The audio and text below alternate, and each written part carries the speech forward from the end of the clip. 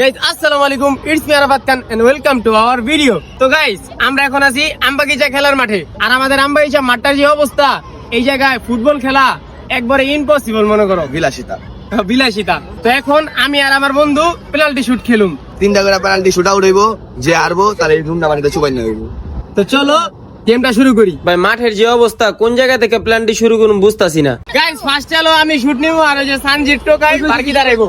দেন আমি শুট মারলাম, একটার ভিতরে একটাই গোল দিলাম। তারপর টোকাই সানজিৎ শুট মারতেছে, ও একটার ভিতরে একটা গোল করে ফেলছে। এখন আমাদের স্কোর সমান সমান। আমি আবারও শুট এবং আবারও গোল। টোকাই সানজিৎ দৌড়ে যাচ্ছে এবং গোল গোল গোল। ভাই গোল তো দিছে, কিন্তু চেকলা দিয়ে আমার চোখ মুখ তলায় ফেলাইছে। যাক আমি 3 নাম্বারটাও গোল দেওয়া ফেলাইছি। এখন ওই যদি মিস করে তাহলে আমি জিতুম। আর বলতে বলতেই মিস, আর আমি জিতে গেলাম। A few moments later. Guys একটা ঘন্টা ওই বাইরে বাইরে ঘুরতাছিল, জোর দিরা দইরাই না এরপর আবার ফালামু।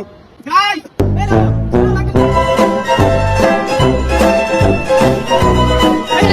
তুমি আমার হালা দিছো, দেখো আমার কি করছে।